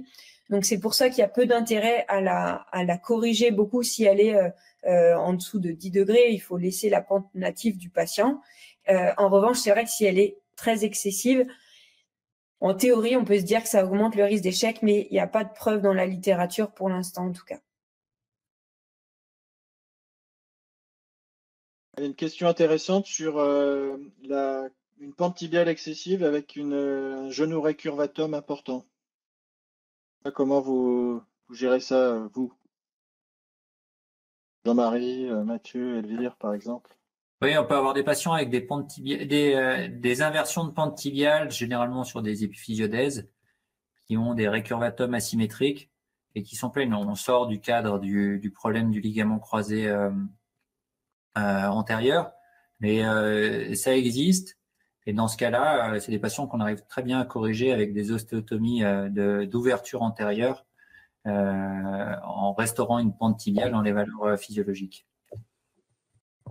Je crois qu'il faut bien différencier les génurécurvatum osseux dont tu parles, là, Jean-Marie, et le génurécurvatum dû au tissu mou. Hein. Donc, je ne sais pas si la personne qui pose la question, en effet, fait la différence. Que là, il faut bien différencier les deux. Parce que sinon, en effet, ce n'est pas du tout le même traitement. Ceci dit, je serais inquiet, moi, de proposer une osteotomie de correction de la pente à quelqu'un qui a un récurvatum, du coup, non osseux, avec une pente pathologique, parce qu'on va augmenter son récurvatum. Donc, tu peux tricher en l'enraidissant un petit peu en post-chirurgie dans la rééducation, mais ça reste quand même une source d'inquiétude un petit peu. Quelqu'un qui aurait déjà 10-15 degrés de récur, si tu lui corriges de 10 degrés de pente, tu vas augmenter son récurvatum peut-être de façon trop importante. Si tu es déjà en échec d'une plastie ou de plusieurs plasties, pour nous, c'est pas une contre-indication, justement. Parce que tu peux effectivement jouer un petit peu sur le post-op sans appui et enraidir un peu en flexion avec Catel. Et la pente a aussi une grosse importance dans l'échec. Donc après, on peut discuter aussi une capsulographie postérieure. Personnellement, on n'en fait plus. J'en avais vu à la Croix-Rousse. Je ne sais pas si vous en faites toujours, mais ça pourrait être aussi intéressant de retendre les coques postérieures. Mais là, ça commence à devenir compliqué, mais je suis d'accord, la capsulographie, elle a été décrite, publiée par l'équipe de Judet, et Combel avait fait une note technique qui est, à mon avis, disponible sur Internet, la boîte technique tu fais un petit rectangle au niveau de la coque et tu retournes le rectangle, tu mets une agrafe. C'est pas si compliqué, mais si tu dois commencer à corriger la pente, faire une capsulographie postérieure, enfin bon, faut bien analyser la cause de l'échec. Parce que on oublie de dire quand même que la cause numéro 1 des ruptures de croisée, des échecs de plastie, c'est là quand même la malposition des tunnels. Enfin, là, je sais que tu parles d'une technique bien faite, mais c'est quand même assez fréquent de trouver des tunnels mal positionnés. Bref.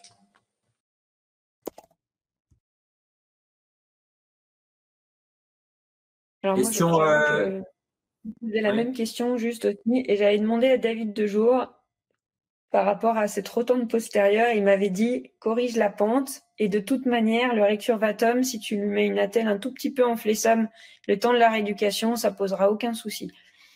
Donc ça semble quand même plus important de corriger la pente que d'être trop inquiet avec ce récurvatum. C'est ça, enfin nous, ça nous inquiète pas vraiment. Jim, il y a une question sur est-ce qu'il faut passer en dessous le LLE ou pas, en dessous le LCL. Tu peux clarifier un petit peu les techniques passer en dessous? Alors, il y a les lumeurs superficiels ou profonds, effectivement, soit en s'insérant directement en arrière de l'épicondyle latéral, soit en passant sous le ligament latéral externe, pardon, qui un peu comme un banc-carte avec un effet poulie qui va permettre d'améliorer un petit peu l'isométrie de la greffe. Nous, on préfère passer sous le ligament collatéral latéral. C'est un peu moins contraignant sur la rotation interne qu'un lumère superficiel. Donc, c'est entre les deux, c'est un peu moins non physiologique, on va dire.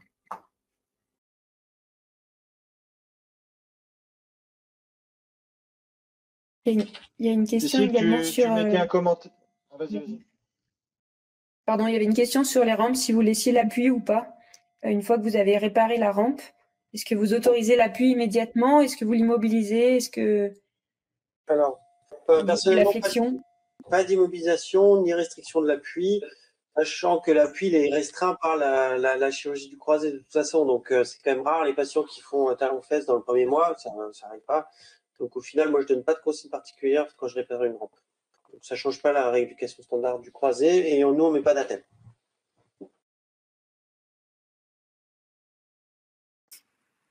Est-ce qu'on tu parlais Guillaume peut faire une chirurgie en 2 temps? Ouais. Oui, c'était ça ma question. Vas-y. Moi, je préfère faire en 1 temps parce que effectivement, si tu fais une ostéotomie plus reconstruction du ligament croisé, tu traites 2 symptômes différents en même temps, à la fois la douleur et l'instabilité. Mais voilà, je sais pas dans quelle indication, Cécile, tu disais, pourquoi tu ferais en 2 temps dans ces situations-là?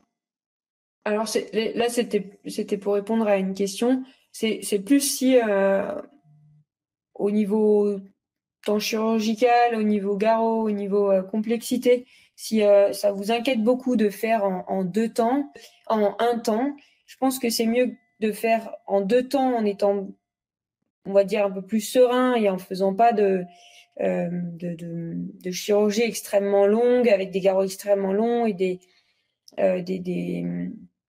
un stress, on va dire, au moment de la chirurgie, en faisant bien les deux chirurgies correctement un peu à distance plutôt que de se mettre la pression à vouloir le faire en 2 fois si c'est compliqué. C'est plus dans ce sens-là. Après, c'est vrai que nous, on le fait en 1 fois, mais quand c'est des choses comme ça, moi, ça me choque pas du tout de le faire en 2 fois. Si vous trouvez qu'en 1 fois, c'est un petit peu inquiétant et que du coup, on n'ose pas le faire. C'est vrai que je trouve que c'est plus simple de faire 2 chirurgies plutôt que se dire, ben, tant pis pour la pente, on la corrige pas. C'est plutôt dans ce sens-là.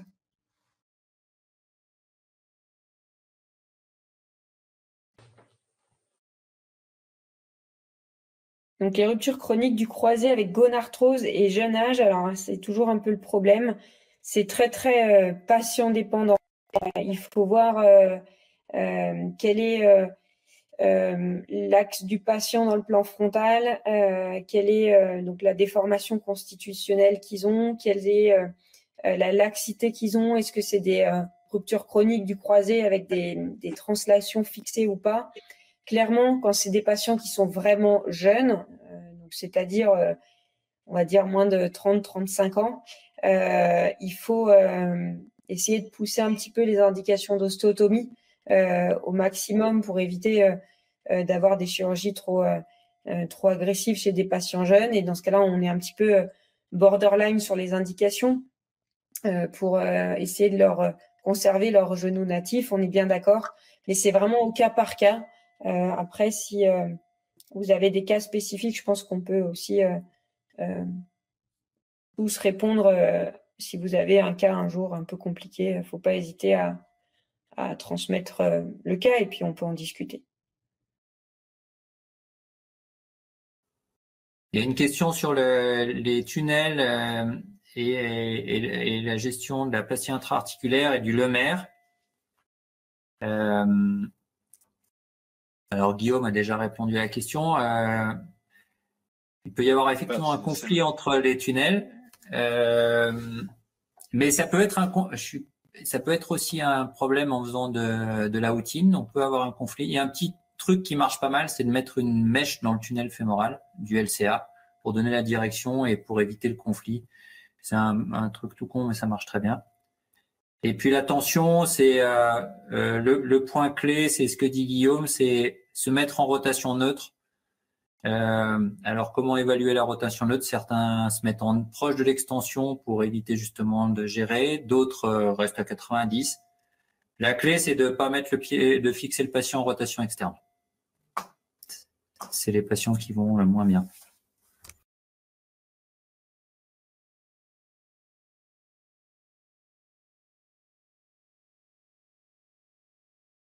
Elvire, mosaïque-plastie. Oui, je viens de. Oui, non. Alors la mosaïque-plastie, je la fais au moment de l'exploration en même temps que les sutures méniscales. Je traite les ménisques et le cartilage en même temps et ensuite je passe à la chirurgie au tunnel pour mon LCA.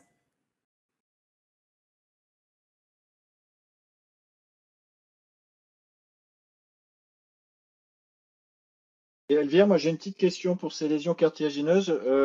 Sur ces croisés, on a parfois des lésions vraiment fraîches. La SFA recommande plutôt de rien faire, je crois, hein, toujours, de les laisser un peu cicatriser lorsque vraiment tu as cette lésion grade 4 avec un os sous-chondral saignant. Est-ce que toi, tu fais un geste, lorsque tu es dans une rupture du croisé récente avec vraiment une lésion cartilagineuse qui n'est pas dégénérative, qui est vraiment traumatique? Si c'est une lésion en zone portante ICRS4, donc avec l'os sous-chondral à nu, c'est l'indication pour moi de la mosaïque-plastie, hein. Sans urgence. Mais et même sur des lésions fraîches. Tu ne laisses pas un potentiel. S'il y a une. Enfin, je ne parle pas de la contusion osseuse, hein, vraiment l'os sous-chondral à nu, donc avec une lésion, une perte de substance du cartilage, pour moi, c'est une indication de mosaïque-plastie. Oui. Je ne parle pas des contusions des bonnes brouses, hein, avec une lésion ICRS 2 ou 3. Je pense que vraiment l'os sous-chondral à nu, avec une lésion ICRS 4. En zone portante, évidemment. Guillaume et Mathieu, vous avez la même attitude? Comment vous gérez, vous? Ça dépend. Pour une lésion de quelle taille, tu dis? Ah bah, faut qu'elle soit pour moi au moins d'un centimètre carré quand Ouais, même. bah, Hein, d'un je veux dire, centimètre, avant, voilà. Oui, quand même. Ah, mais Dans un moi, pourtant. je fais quand même dans le cadre des reconstructions de crasés assez peu de mosaïques plastiques contemporaines. C'est vrai qu'on n'a pas trop cette culture-là. C'est peut-être une erreur, mais parfois c'est quand même une constatation où tu n'as pas forcément anticipé qui est pérope, que tu n'avais pas forcément anticipé sur l'IRM. Et quand tu as des défects de moins de 2 cm, surtout si tu passes les normo-axés, je pense que la microfracture, ça marche encore pas si mal. Hein. Enfin, c'est des défects focaux qui sont quand même souvent pas trop mal tolérés. Mais c'est vrai que les mosaïques plasties et reconstruction du LCA, moi, j'en ai pas beaucoup d'expérience dans le même temps. Guillaume? Bah, c'est rare, hein, c'est pas, j'en fais pas non plus beaucoup, mais il y a quelques patients quand même avec des vraies lésions osteochondrales. Pardon. Plutôt sur des lésions un peu chroniques, dégénératives.